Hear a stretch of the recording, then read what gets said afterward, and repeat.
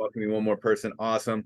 So, welcome you guys officially to the first ever masterclass that I'm hosting. This is my first ever webinar series that I'm going to go through. And tonight is a fun one for me because this is kind of like my passion, what I like to talk about, because it's what I see people doing day in and day out that really struggle in their weight loss journey. You know, they just don't have their metabolisms primed anymore. And it's almost where we start everyone that ever comes into coaching. Okay, because it isn't necessarily crazy or hard or weird. It makes sense once you understand like just human physiology and how the body works. But when you hear concepts like eating more calories or exercising less or balancing your macros to just support your lifestyle, it sounds weird. I get it. Like, and when I have so many texts like, I can't believe I'm eating more and I'm losing weight. I've had that come through many times. I can't believe, how much food I can eat in a day and not gain weight. Like, I've had that conversation. So real quick, is it cool for you guys? And this is for you to just drop in the chat or give me that thumbs up. Is it cool if we just go over the metabolism, what it is and like how it functions? Is that what you guys kind of want to know? That was the concise, that was the messaging on those intake forms. Awesome. Who here has thought that their metabolism was broken at one point? Raise your hand or react if you ever thought your metabolism was working against you. If you've ever questioned it, again, I'm all about that interaction, so drop it in the chat. If you've ever thought like, I can't, oh, here we go. We got someone else coming in. I can't lose weight. No matter how low I go, my body weight is not changing. I can't lose fat anymore. If you ever said in your head, man, like, if only I was younger, this is so much easier when I was younger. And when I started, the second I turned 30 or the second I turned 40 or the second I turned 50, whatever that, it just, something happened and I couldn't lose weight anymore. Has that ever happened to you guys? Raise your hand once. Mindy says, yup, for sure. Hands are flying up. I'm just going to keep the chat open over here. Perfect. Awesome. And now here's a fun question. How many people here have been on a diet of some sort? Who's dieting? What's everybody's favorite diet that they've ever done? What's your favorite diet that you ever, or what's the most popular diet? Drop it in the chat, your diets that you've done. I want to hear them all. IF, intermittent fasting, Atkins. What else? Weight Watchers for sure. Anyone else? So you guys are like better than me. I did intermittent fasting. This is a seafood diet. Is that the seafood and you eat it diet, or is it the Mediterranean? What's up, Kim? Thanks for turning your camera. I love it. Noom, awesome. So keto, absolutely. Anyone try the caveman diet yet? The nothing but meat. Like, just think of that. This is so crazy. This is how like a lot of diets work out there. And you get so buried into your camp where you don't just like love your camp more than anything. You love your camp so much that you fight against other camps. Like, there are people that were so sick of vegan people that they're like, I'm only going to eat meat. And then you got the people that are like so sick of the carnivore diet. They're like, I eat no meat because of this. And like, there's just these camps popping up all the time. And I always think that's kind of funny, but, why can't we all get along, right? That's the kind of the camp that I'm like, let's find the one that works for you. If you want to have some meat in your life, awesome. If you want to have red meat in your life, totally cool. Yeah, I'm not going to go into any things like that, but I want to know, when you guys were on this diet, how many of you guys felt tired, lethargic, maybe some low energy, low libido, your sex drive plummeting, your digestion getting a little weird, your cravings going up like crazy? Still feel fatigued. Yeah. Got Rachel coming in here. I think Rachel's coming all the way from Hawaii. Rachel, you coming in from Hawaii? She can't hear. She's still connecting to the audio. Cravings like crazy. Yeah. So how many times, like, it's kind of almost like these diets are just setting you up for failure because they don't address how your body's actually feeling in that moment. And then what does the person that got you into that diet or is holding you through that diet, what do they say? Yeah, had digestive issues with Atkins, totally normal. You're taking out a lot of fiber with that. So, but what do those people say like at Weight Watchers when you don't lose the weight? or if you slip up, or, in keto, if you have those carbs, well, it's not going to work for you. You've got to stay, like, you got to be persistent. You got to fight through it. Like, it's going to be hard, but on the other side, it's going to be so beneficial for you. And that always that really irked me, because I'm like, shit, well, I really like ice cream, and I can't have ice cream while I'm on keto. And so I'm a failure because I like enjoy my cousin's birthday party. Like, I'm the problem here. And it really got to me. It really, it kind of hurt. I'm like, what shit? I suck at this camp. Like, I don't belong here. Oh man. And then I did the bulletproof coffee thing. So anyone know Dave Asprey? I did bulletproof coffee for like 6 months. I did the actual, like, his super clean eating style for about 4 months. And during that time, I didn't really do it because I was in my 20s. I'm like, if someone asked me to go get a beer, I can't say no. But like, other than the beer and maybe like the bourbon and the whiskey, but like, other than that, I was pretty strict. Besides, like, after the bourbon and the whiskey when we got like pizza, but like, besides that, I was totally bulletproof for like 6 months, I swear. No, and I don't mean to joke with that, but like, really, I felt like a failure all the time. I felt like I didn't belong anywhere in the world. And during these times, I felt like shit. I was a trainer, and so I was on the floor from like 5 a.m. to noon every day. I would go train my high school kids around 2:30 after school, and then work till about 6 or 7, sometimes 8 at night. And I was that trainer that someone told me one time, just fake it till you make it. I was fucking tired all the time. And I felt like crap. I was in my 20s, and I had terrible sleeping patterns. I had a terrible relationship with food. I really didn't know what to do. And to be fair, in all my kinesiology department, like throughout my whole degree, I took one nutrition class, and it was very basic. It talked about carbs, proteins, and fats. It talked about vitamins and minerals.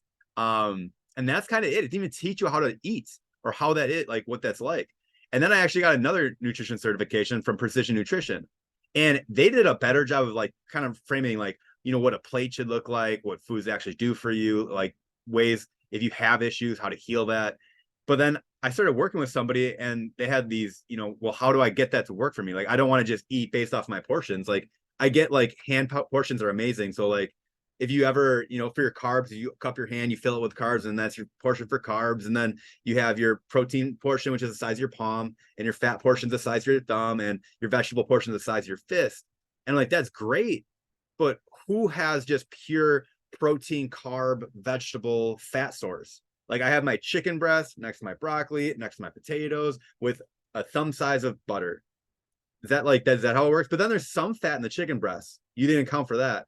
Well, what if you want to have like a salad? Like, now it's like, now I got 3/5 of this. I got a palm full of protein. I don't have a carb. Is that good? Can I have no carbs? I got people do it all the time. Is that okay? And it just got more confusing trying to make people have this like perfect plate all the time. Or like, what about a wrap? A wrap has some protein in it and some like carbohydrate. What if you want to have sandwiches or pizza? Like, it just didn't kind of work if you wanted to fit into a normal lifestyle. And so like, I still love the portion control. I think that's an amazing tool. But just, if you're going out, you have to find a way where you can enjoy food. And I think what a lot of people did is they never put the emotion into the diet and nutrition, into like these diet plans. Like, Weight Watchers, does it ever say like, hit your points, but on your birthday, you get like double points because you turn 45 and you should get double points. They don't. They're like, well, what you're going to do is you're not going to eat any points. And then you're going to get to your birthday party, and then you can use all your points on one meal. So what they're doing is they're teaching these binge restrict patterns, rather than like, all right, it's a day. Like, you didn't get fat in a day, you didn't lose weight in the day, right? So why are we being so hard on ourselves? Like, go celebrate your birthday, go celebrate your kid's birthday, go celebrate Christmas and Thanksgiving, and have Halloween candy, have Easter bunny candy. I was talking to someone today who's been struggling since Easter, who's on Weight Watchers, and she's like, oh, this season's really hard for me. I'm like, Easter's 3 weeks ago. Why are we still stressing over, the Easter bunny? Dude came and gone. He's gone. But because it had that everlasting emotional effect that she was missing out for a period of time, and she kept a little bit around all the time, and she was like making it work in her points so she could have everything she wanted. Compared to like, what if she just would have had what she wanted on one day, got over it, and then last 3 weeks she'd been crushing it. But it's been in the back of her mind. So like, I'm not here again to like put down anything. The reason that I'm a little upset is because I had guidance. I was living in the nutrition space. I had, all the books. I had mentors that were super freaking smart. Like if anybody remembers Andrew Singer, he's the smartest man that I've ever talked to when it came to dietetics and nutrition.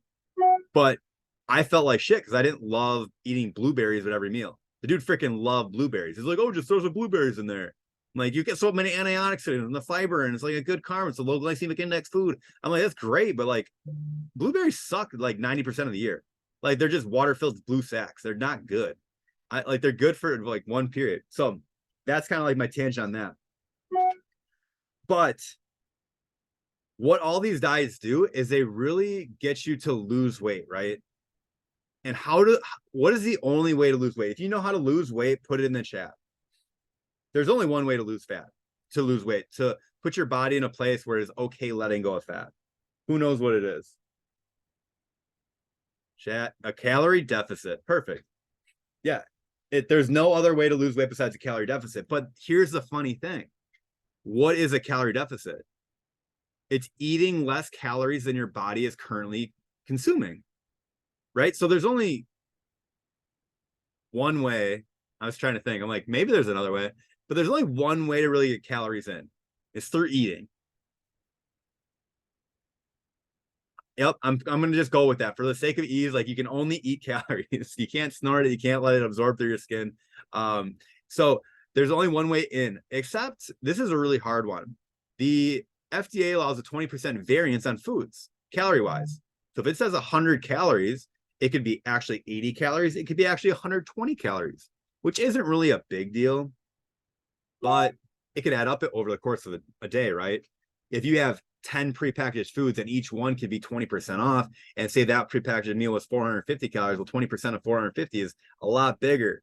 And do you think they're going to under consume? Like they're going to, on their label, do you think they're going to put, it's a 500 calorie like sandwich, do you think they're going to put, the 420 calorie, or do you think they're going to put the, 600 calorie mark for marketing purposes? They're for sure going to underestimate, right? That's just smart marketing. Why would they say it's got more in it than I want? More people are going to turn to the other food that has lower calorie anyway, because everybody's been dieting for the past 30 years anyway. So why would they make that mistake? So you can see why processed food always makes me nervous. It's just calories portion wise with that food density. Okay. You can drink calories too. Eat and drink. Yes, for sure. Thanks, Rachel. Yeah, so there's only one way to get calories in, but that's a flawed system too, because there's no way to really accurately track it. You can track it consistently, and that's amazing. And I think everybody should track for a period of time in their life so they can bring ultimate awareness. I really think it's a cool tool. And then there's 4 ways that calories come out. Anyone know all 4 of them? I'll be super excited if you know all 4. All right, well, I'm going to go into it because I don't want to be teaching you guys all night. So the 4 ways to burn calories is exercise activity. Super easy, right? It's the amount of time that you're spending exercising. You have your non-exercise activity thermogenesis. That's the amount of calories that keep you, or that you burn anything on top of just being still laying in bed. You have your thermic effect of feeding. So actually digesting food, breaking down food, the chemical process of that burns calories. By the way, protein has the highest thermic effect of feeding. If it is a lean protein source, so not a processed source like chicken nuggets or protein powder, it can burn up to 20 to 25% of the calories by digesting it. So if you eat steak, chicken, like tuna, fish, like those lean sources, it actually burns more calories. Not that that's going to move the needle a lot. I just want you guys to know that it helps your digestive system. The other way is your BMR, it's your basal metabolic rate. And then this is what is so interesting, and this is why you guys came tonight, is to know everything you can do to maximize your BMR. Your basal metabolic rate, it's the amount of calories that you burn just by being alive, like just laying in bed. It's like your coma calories. If you were in bed, in coma, in a hospital, not moving, being fed through a tube, you're still going to burn calories. And then this is a number that is most affected by your metabolism. So we got 2 options for you guys. I got 2 options. What are they? Oh my gosh. Am I even on the right document I'm looking over here? Yes. I can go over the details of your thyroid, what it does, how it's regulated. I can give you all the science because I just finished a science course on it. And you know what it oh, sorry. I'm not going to cuss. I'm trying not to cuss as much. But you know what it said, basically? At the end of a 16-hour course, It's like, just balance your stress and you'll be all right. I'm like, oh, cool. I'm out. That's it. Like, I'll just save you guys 16 hours. Pretty much, your thyroid regulates your BMR. It tells your body to either burn more calories or burn less calories. It has your thyroid stimulating hormone, which stimulates your T3, which converts in your T4, and your T4 has receptors everywhere in your body. That's your thyroid. If you're hyperthyroid, it means that your body is getting the stimulus to produce more of this thyroid to get your metabolism like kind of ramped up. Or if you're always stressed, same stimulus. Okay. And then eventually your body downregulates to it and your body adapts and you eventually get into hypothyroidism. Who here is familiar with hypothyroidism? Hypo is low. Is anybody suffering from hypothyroidism that you know of? Anyone here? Hashimoto's, Graves' disease, I think, is kind of one. PCOS, stuff like that. Those are all different things that have to do with your thyroid. Okay. So who wants to go into more about, hey, Katie, welcome. Who wants to go more into your thyroid, or who wants to just know the shit that you guys can do to fix this shit? Sorry for cussing. So if you want to talk about more thyroid stuff and the science behind it, or do you want to go into the actual stuff that we can do? So this is the participation part that we talked about before. Anyone? Actual stuff. Perfect. Everybody's saying actual stuff. Awesome. Welcome. We're still here. Awesome. All right. So sorry. So our goal here tonight then is to give you guys the stuff that you need to balance your hormones and get your metabolism back to fired up. The best thing that you guys can do is reduce stress. I just told you that, right? It's actually matching your stress to recovery. Okay. So for every bout of stress, we need a bout of recovery. I've said that a million times. But what most of us are doing is that we never really find our balance point. And what we do is we jump on a diet.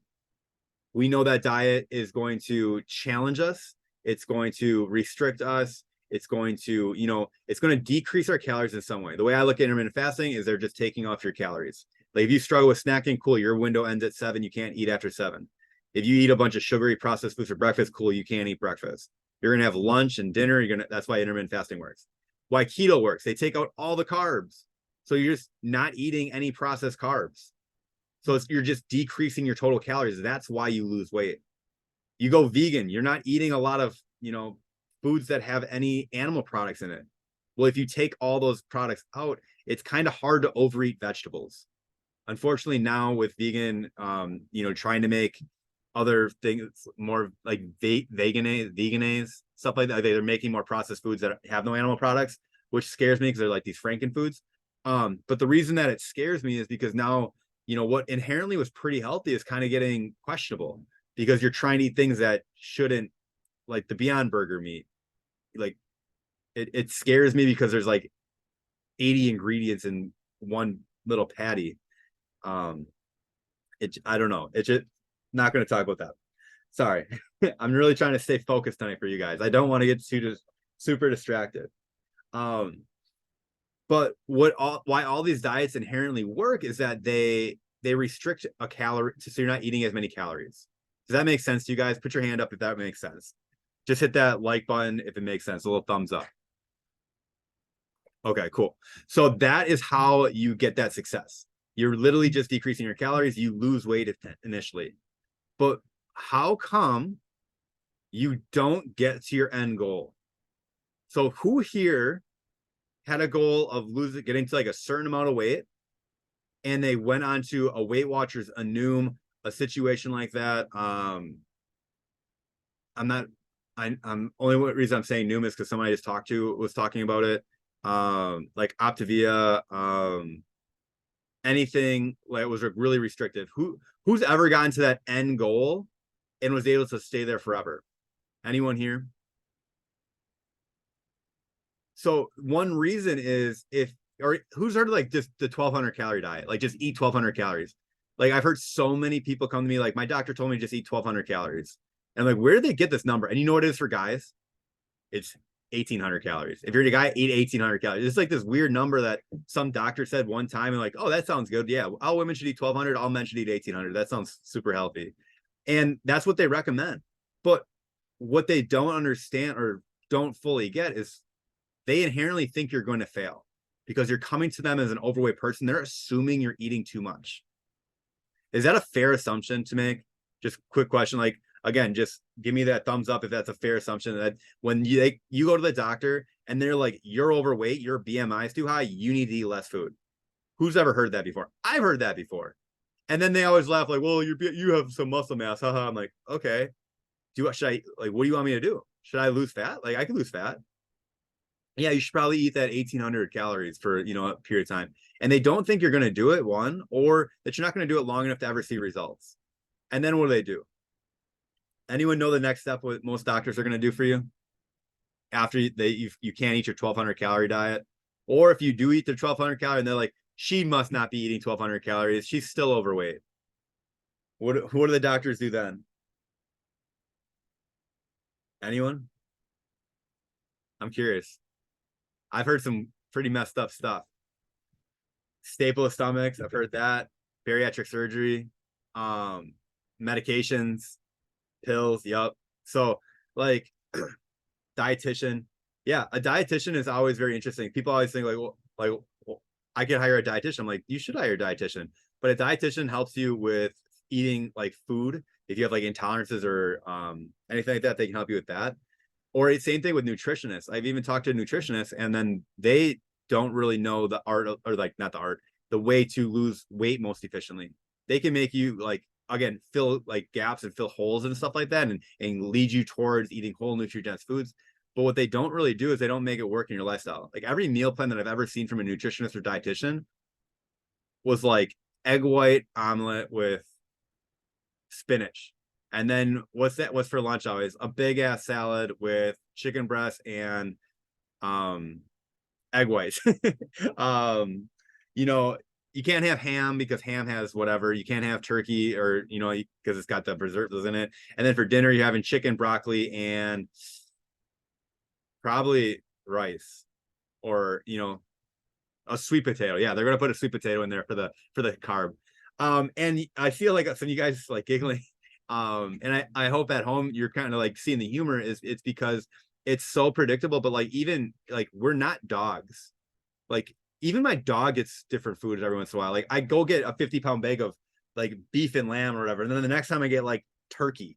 Like at least he gets some variety. Like we're humans, we need some variety. We're not dogs out here. All right. So it never really worked for me.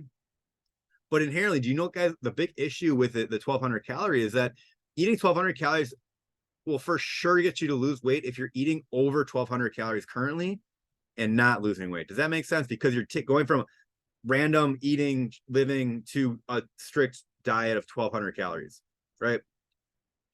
But what happens? For every bout of stress, you need a bout of recovery.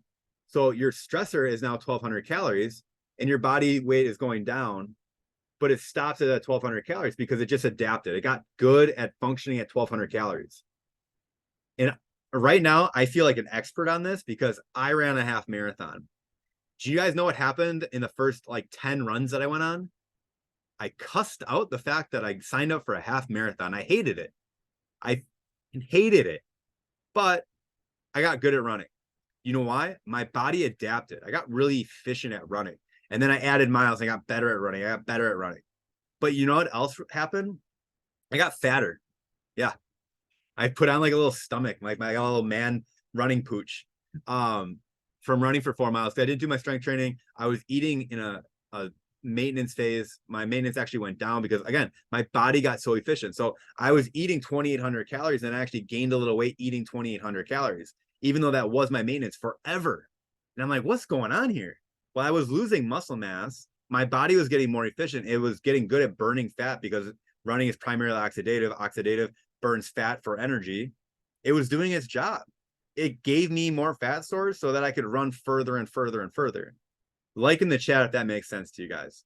If it has this crazy nuance to you, unmute yourself and we can go deeper into it. Awesome. So your body adapts. So here's the question. Well, if you're eating super low calorie and you've been eating super low calorie and you're not losing weight, what do you do? Has anybody ever had that question? Put that thumb up or raise your hand in the chat if you guys have ever had that. Like you're already eating low, you're being strict, you're doing everything in your power to like show up for yourself. You're in the diet, you're in the Weight Watchers meeting, you're following up with your Noom coach, you're doing everything that your coach is telling you, and they're like, well, I don't know what's going on. Has anybody ever had that? You're talking to your trainer, and they're your trainers. This is what I always did as a trainer. Oh, like you must not be tracking right. Like you must be eating. Like like I didn't know why. I didn't understand this for the first 10 years of my career. So to be fair, like so I would literally ask people, I'm like, go journal, go log your food for a week, and I want to see what you're eating. And they were coming back. They were eating like super freaking clean. They're eating like 1,200 calories of spinach and chicken breast and eggs and like really good nutrient stuff. Like literally, the place that I used to work had a program, and they had these meal, like how to make a meal, and they were eating based off this meal plan, and they weren't losing weight anymore. I'm like, what is going on? Because like I see these ladies working out, they're crushing these workouts. So they're working out really hard, they're eating really low, and they're not losing fat. I'm like, this is weird. I don't get it. What's up? So if anybody's ever been in that boat, raise your hand. I've seen so many people in that boat, and I feel so bad for everybody in that boat. But what do? You can't go lower, because then you're eating like 1,000 calories. And in 1,000 calories, you have to be a skilled dietitian to get all the micronutrients in, all the protein in, to literally not make your body start like shutting down. Like your body will literally start shutting down when it doesn't get the micronutrients. That's why like people go into like kidney failure on these extreme diets for super long. It's not good on your body. It's a huge stress on your body, and you're not recovering from it because you're not giving your body any calories. You're not giving it the protein to rebuild itself. You're not getting the fat, the dietary fat to replenish your hormones. You're not giving it the carbohydrates for the energy that you need. So your body literally shuts down. It might like shut down at like 4 o'clock, where it's like, I need to take a nap. Or like, who's ever had to take a nap at like 10:30 in the morning? Been there. Like, and I was just like, oh, it's because I'm awake at 4:30. You should be able to wake up at 4:30 and go to bed at 10 o'clock. It's what I do right now. Like, I'm staying up a little bit later for you guys, but like I'm pretty tired around like 9:30. I wake up at 4 a.m. at 4:30 every morning. I'd never take a nap anymore. I've also gone through fat loss phases, and during those times, I don't take naps. It's not because like it's because I finally found a way to kind of fuel myself. Okay. So I hope, so far in the first like 20, 30 minutes, we've just kind of painted the picture of like the what if, like, why is this the case? Why are we here? Okay. Does anybody feel like that I've hit like someone square in the face and like, that is me. That is where I'm at. I'm struggling. I'm super stressed. Anyone feeling that? Got it. Perfect. So first of all, I apologize because I'm the problem. All right. I'll be very honest with you guys. Like, I am the problem. I was the problem. I was getting people like this. I'm like, you're not working hard enough. We need to work out harder. We need to add more cardio because you must not be doing your cardio. You need to eat less because you must be eating like you must be sneaking Snickers. You must be, having donuts somewhere, right? Like there's no way. So then this is the key. This is what you got to do. You got to do a reverse diet. You got to add more calories. You got to live at maintenance. And I see Jackie's here. Jackie is like my favorite person when it comes to the reverse diet because she crushed it. Who's all heard of a reverse diet before? Awesome. Amy has, Rachel has. Awesome.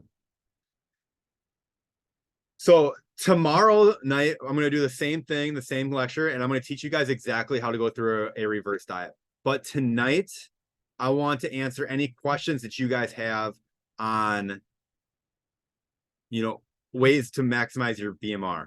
Because there's other ways too before you go into reverse diet. Like reverse diet is what you do after the fact. There's some other things like stress reduction, getting into enough sleep in the hours, eating, enough food, having protein goals, having water goals. Like all these things can relieve stress, like taking time to breathe, breathing exercises, stuff like that. So, do you guys have any questions when it comes to your metabolism, what it is, what it's functioning? So reverse diet is only if you're not eating enough calories currently. So a reverse diet is technically just going back to your maintenance calories. I guess I'll just talk about that. Since I was going to talk about it tomorrow, I can find something else to talk about. But our reverse calorie is finding your maintenance. So unfortunately, if you are at 1,200 calories and you're eating 1,200 calories and you're not losing weight, you're not gaining weight, 1,200 calories is now your maintenance. Does that make sense? What your maintenance level, your homeostasis, whatever calories you're consuming, when you're not losing weight, you're not gaining weight. But your body will adapt. It's really good at adapting. It's an amazing tool. Don't undervalue your body. So what you would typically do after you take, like when I say metabolic priming, like the reverse diet is good. Here, everybody, I wish everybody had their camera on. You could just raise your hand. It'd be way faster. So if you guys want to take that sign to turn on your cameras, that'd be great. Yeah, Katie. Yeah, there you go. Hey everybody, there we are. Perfect. So hand raise, just real quick, put it up, put it down. Who here is drinking half their body weight in ounces of water a day? Perfect. So start there. Okay. So if you didn't raise your hand, start there. Drink half your body weight in ounces of water. All right. If you're ambitious, drink a gallon. You're not going to drown, promise. Who here spends more than 8 hours in bed every night? Hey, we got two. So before you do a reverse diet, do that. Who here is physically unable to spend 8.5 hours in bed every night? Amy, what's up, Minnow? Okay, Kim. Cool. So I always got to play a devil's advocate. What are you doing? What's up? So unmute yourselves. Like let's try to solve these problems now. Kids. Kids? Yes. So what time are the kids going down? Well, one's down. The other one's still up. So like 10. 10? Okay. How the other one stays up till 10? Mm-hmm. Are they Yeah. able to put themselves to sleep? Yes. Okay, cool. So that's not an issue. Go to bed. Right? No, because like at some point I've had these conversations so many times. Like I had so many moms that would like literally stay awake to their teenage, like, or like their kids came home. And I'm like, they're gonna come home, and if they don't, they're gonna call. You have a phone, keep your ringer on. When they come home, turn off the ringer. Like set yourself up for more success. Because that is gonna be a vicious cycle, especially like right now. If I stay awake till like if I have kids, like what if I just my kids' personality like identify as night people? Like I'm screwed. I gotta wake up at 4:30. I'm not gonna change that. I can't sleep. I can't function off for 6 hours. I feel like crap. Right? What about anybody else? Why can't we sleep 8 hours in bed? Work. I think heard somebody say work. A lot of times meal prepping. We're meal prepping, and then I'm going to talk about work first. So here's a fun one. For work, what are you doing after like 9 p.m.? Did you say work? Reading. So, but when we're talking about work, what I found is everything that you get done between like 7 o'clock and 10 o'clock, it's way easier to get done at 4 a.m. No, I mean, it is like I'm so fresh. I like brew coffee. I love working. But work's going to be there tomorrow, and it will always get done. You guys aren't going to lose your jobs, and I would bet that a lot of people are going to outperform other people under you, and you put yourself on a pedestal above those people for some reason. I don't know. I did it too forever. But like bring yourself down, like give yourself some grace and give your body the ability to sleep so you can do your job better and more efficiently. If you're well rested and sleeping, you're gonna show up to work better, you're gonna show up in your relationships better, you're gonna show up for your family better. It's just such a beneficial to get those 8 hours of sleep. That's why I value it so much more. What else are we doing? Someone said reading. All right. Reading's good. Is it a stressful reading? Are you reading something stressful? Yeah. So we're getting yeses and nos. So first of all, don't read anything that stresses you out. That's going to cause it harder to fall asleep. Uh, that's always a fun one. What else are we doing besides sleeping? I mean, yeah, besides sleeping. Jackie's like, I don't know, Ryan. Like, I got now. I gotta wake up. Awesome. Well, okay. So first of all, we talked about the water. If you're not hitting the water, hit the water. Half your body weight. It's non-negotiable. There's ways to get it done. Figure it out, right? Use habit stacking. Spread it out throughout the day. Have non-negotiable. You fill up the water bottle and you have to finish it before you get out of your car. You know, drink 8 ounces of water before you get out of bed in the morning. Drink 8 ounces of water before you check your phone for the first time. The water or in the morning. You know, after every meal, finish it with 12 ounces of water. There's a million ways to do that. And I always get people like, I just don't like water. Like, throw some lemon in there, call it lemon water, and drink it like that. Flavor it. There's botanical. But I always tell people, like, if you drink a lot of soda, if you drink a lot of sweetened things like tea and whatnot, earn the right to by hydrating yourself first. Or work out more, and it's way easier to drink your water goal if you're actually. That's true. So water first and then sleep. All right. Next on the agenda, we have your stress levels. So what stresses most of us out the most? What is causing the most stress in your life? Anyone? Raising a 3-year-old. That's not stressful, Mindy. You mean like the 3-year-old that like learned how to roar the other day when he went to Dino Quest, and now he just sits in your face like, roar! That's what my 3-year-old is doing right now. Tantrums for sure. The best way, like here, father over here. It's got to come to an end eventually, right? Like I'm just in a phase of my life where I'm just gonna be, I'm showing up. I'll be a little frustrated. I always think, or Kayla always reminds me, he doesn't know how to deal with his emotions. I have to deal with them for him, right? Sorry, not enough time a day. What we got here? So first reading. Okay, raising a 3-year-old tantrums. Difficult colleagues. Woo! I don't have any difficult colleagues. I got one. She's awesome. No, yeah, if that causes stress, I always, live and to be fair, I might have been the worst manager of all time. Just throwing that out there. I could not lead at all. I didn't understand anybody that didn't want to work. I didn't understand anybody that didn't want to make more money. I didn't understand anybody that wasn't driven. It just didn't make sense to me. And I couldn't motivate them for the life of me. Like it was weird. I didn't understand them and I did not know how to manage them or lead them. I was a bad manager. So with that being said, difficult colleagues, deal with them as much as you need to, over communicate so that it's always in their court. That's what I would say. If that makes sense, if that helps at all. But like not having conversations or avoiding conversations is always going to be more stressful in your life than saying what you need to say. It's like that beach ball analogy. If you try to push a beach ball underwater, you can hold it there for a long time, but every time something more happens, it's like pushing it down further and pushing it down further, and eventually it's going to blow up. But unfortunately, it's probably not going to blow up in a way that's ever going to be beneficial.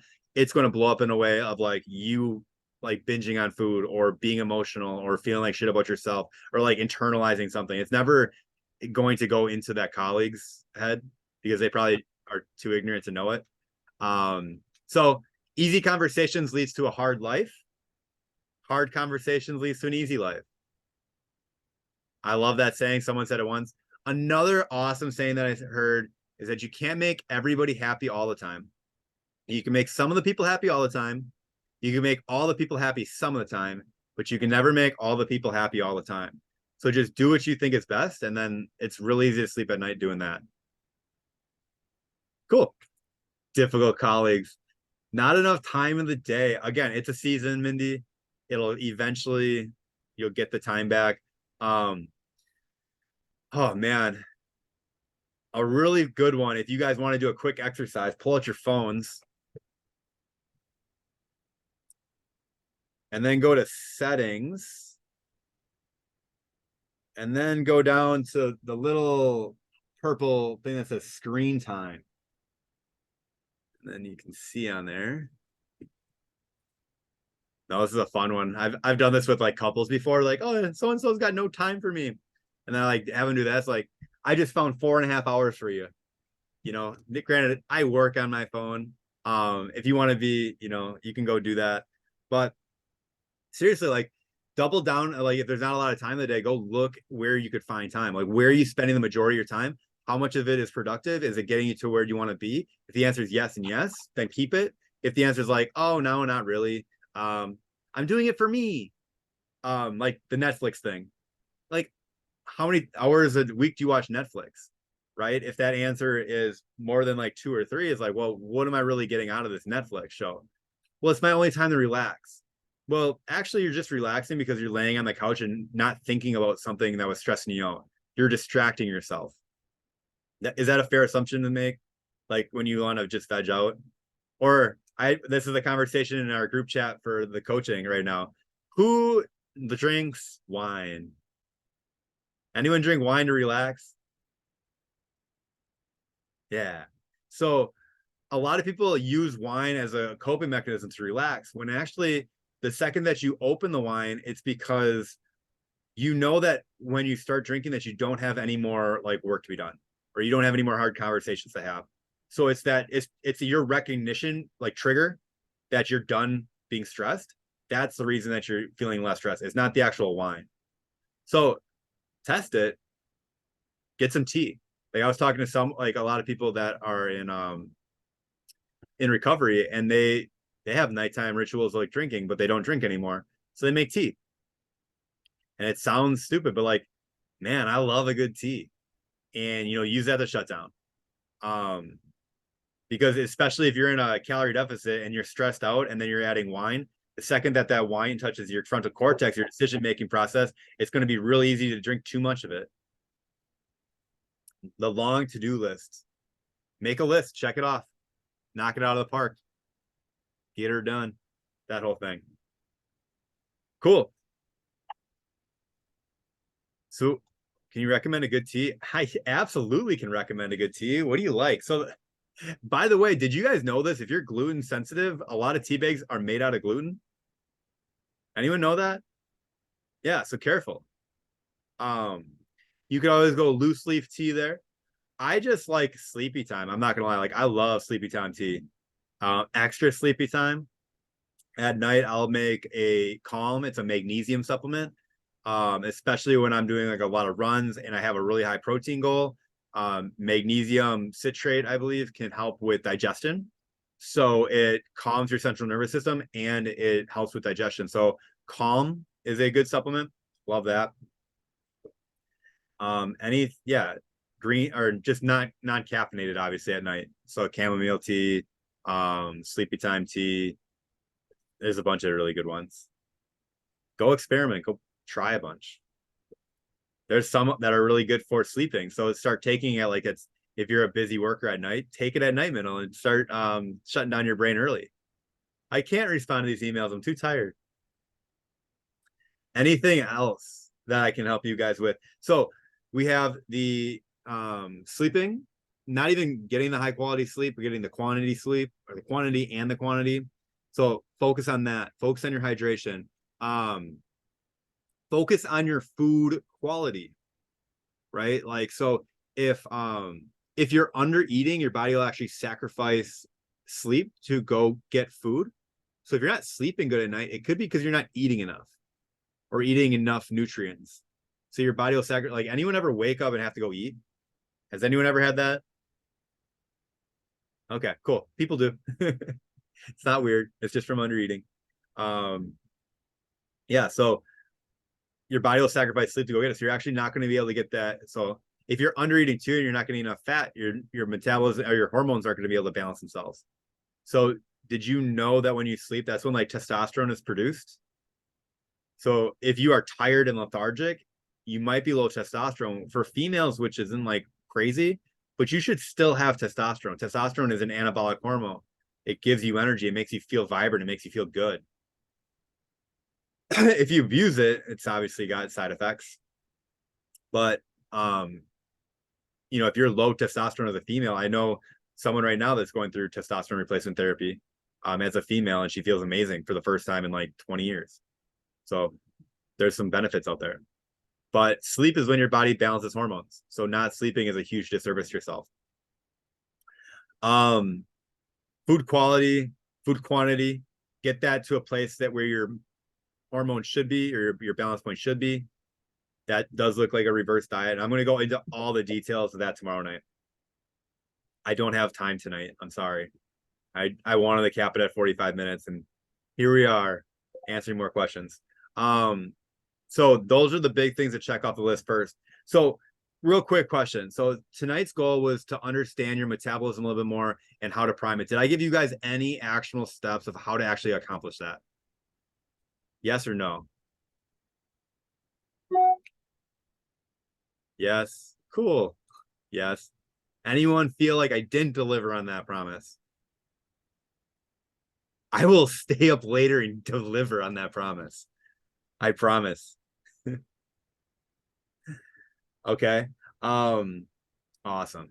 Cool. So, the big takeaway tonight, guys, is your metabolism is always adapting. So tomorrow night, we're going to do the same thing. We're going to teach you guys how to get it to adapt in a positive way without scaring the shit out of you. I get it. It's scary to add more calories to lose weight.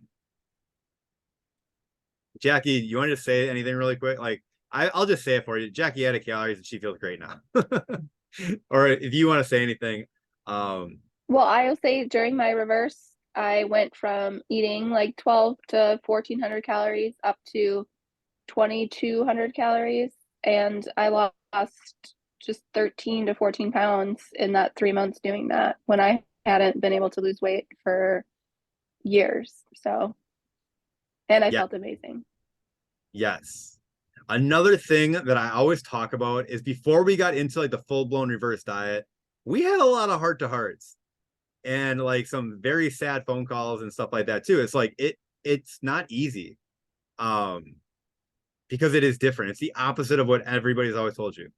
So like real quick in the chat, if someone wants to lose weight, what would you tell them?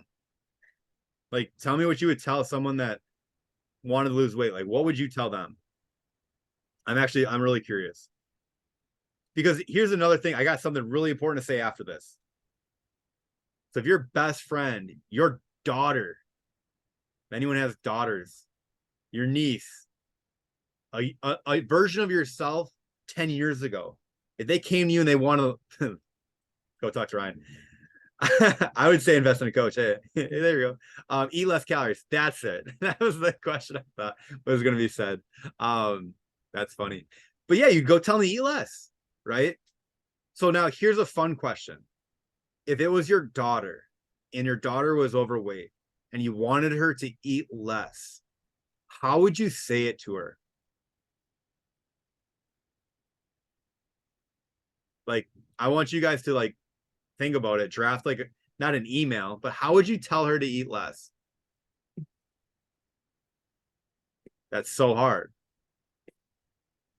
Man, it is, right? Because you want to be sensitive and caring and compassionate, right? So, better self-control. Why don't you guys do that for yourself? Granted, eat less. I'm not going to tell you to do that, but like be compassionate, be caring, come from it from that angle for yourself. And this whole journey is going to be way easier. And like, hey, like you're fat, you don't look good in your clothes, your jeans are too tight. Like you wouldn't say that to your daughter or your niece or anyone you care about. But I said it to myself. Like, why can't you stop eating? You're fat. Stop. Can't. When it was like you're having these mental conversations, like I've had those with myself. And if you give yourself a little compassion, maybe you're going to be a little bit more successful. But the thing that I always want to say too is that I don't want to ever shit on another diet. because every diet is trying to accomplish the same thing, to get people to be healthier, right? Like there's no one out there that's just like, I want the world to be in a miserable place forever and I want it to get worse. Do you think like any nutrition company, any diet plan, anyone that like any scientist that found that, fat metabolism or anything like that, or the guy that created the Tabata, or, any fitness instructor, do you think they got into business because like, I want to make people fat? Maybe McDonald's, because I saw that guy. Did you see that guy, the Ray Kroc? They'd made a movie about him. He's kind of like just a jerk that wanted to make a lot of money. Other than him, there's not a lot of like, they're coming from a good place, right? They want you to be successful. Well, unfortunately, what most of those diets do is they get you to lose weight. They get you to do it in an unrealistic way for an unrealistic period of time where you eventually backslide and you add more weight. They get your body to adapt to that low calorie. When you do overeat or binge, you see the scale go up. It's probably more water weight than anything, but you feel like a failure and you quit on yourself and you quit on that program and you find the next one. You hop from program to program. And because you don't invest enough time in one to see it fully through. Well, even if you do invest fully in one and you see it all the way through, you're not going to get to your end goal because no program out there adapts to you. You need to learn what that looks like for you. So how a program should work to me would be get you as healthy as humanly possible first. Get your calories in a place where your body's okay letting go, where you feel safe, where you feel amazing. And then you go into a calorie deficit and it's for a set period of time. You're not going to live there forever. You're going to sacrifice more. It's going to be challenged. It's going to be suck. It might suck a little bit. That's okay. It's not forever. Can you do it for 4 weeks? Awesome. Can you do it for 16 weeks? Maybe not. All right, cool. Let's do 8 and let's reevaluate there. Deal? Deal. You come out of it. You send your body the signal that it's safe again. You go back to your maintenance calories. You live there for a set period of time, whether it's 1, 2 days, 2 weeks, a month. You do a little mini bulk, and then you go back to a deficit to lose more weight, and you get to your next goal. The only reason I know this to be true, and I know this is the healthiest way to do it, who are the leanest athletes on the world? Anyone know who's the leanest athlete in the world? Put in the chat. Anyone? There's one answer. It's not runners. No. Good answer. It's bodybuilders. They get down to the lowest body percent fat on the planet, which they're walking skeletons at that point. Like it's unhealthy. I'm not saying that's healthy, but they can get their body fat so low. What do? They treat their body like seasons. They build for a time, they reset their metabolism, and then they go into a deficit and they go into in-season. So where they go into in-season training, you shut it down, you go back to being healthy. That's how you lose weight. You don't add cardio. I added more cardio in the last 4 months than I ever did, and I got fatter. Like ultra marathon people, like they carry extra body fat because that's their number one energy source. Except David Goggins, who's just a psychopath. But anyone familiar with David Goggins? He's nuts. So, but like that's what you do. That's like the healthiest way, where you always have to come back to a healthy set point. And my mentor that taught me about coaching and nutrition, he said it really just super well. He's just like, if you are a bodybuilder, you get to do one show per year. You choose. Because what a lot of these women are doing, where they're going show to show to show to show, and they floored their metabolism, they floored their hormones. They felt like shit. And every show is harder and harder to get back to that weight. So his athletes are the most successful because they would compete one time and then they would gain 10 pounds of body fat. Their 10 pounds of body fat, was back to a healthy spot, but then they were able to get back to that stage ready easier. So people loved working with them. And then CrossFit athletes loved working with them because they started to hit their bodies to be able to perform at a very, very high level. Okay. Like when you have the triangle of awareness of like whether you want to go towards performance, aesthetics, or health. Whenever you go towards health, you're going the furthest away from aesthetics and from performance as possible. When you go all in on aesthetics, like how lean you can get, you're getting as far from your healthy standpoint as possible, and your performance is going to suffer. If you go all in on your performance, your aesthetics isn't going to be like as the number one thing, and it's not going to be the super healthiest. Like look at, I don't know, NFL players in season. They're trying to perform at an elite level. MMA fighters. They're performing at an elite level. They're not the healthiest they've ever been. That's for sure. Football players are stressed to their gourd. I don't know. Whatever. I could talk about that. But what most people do is like, I want it all. I want to be healthy. I want to be lean. I want to be able to perform. So you hang out in the middle of the triangle and you don't get anywhere forever. Who's done that? I want to be healthy. I want to be lean, and I want to perform in the gym. And you hang out in the middle, and you get a little better from like just first starting, like, because you're going to get stronger because you're going from nothing to something. And you're going to get a little bit leaner because, again, you're going from nothing to something. And your health is going to get improved because just your cardiovascular function is better. But then what do you do after that? So that's like 6 months into your journey. You've kind of maxed out with that strategy. Then what do? You pick a corner and you go all out at it. I want to get lean. Cool. That protocol is different than performance protocol. It's different from healthy protocol. Does that make sense? Has anybody ever heard of anything like that before? Is that new concept to anybody? Everybody super familiar with that? Seasonal approach. Cool.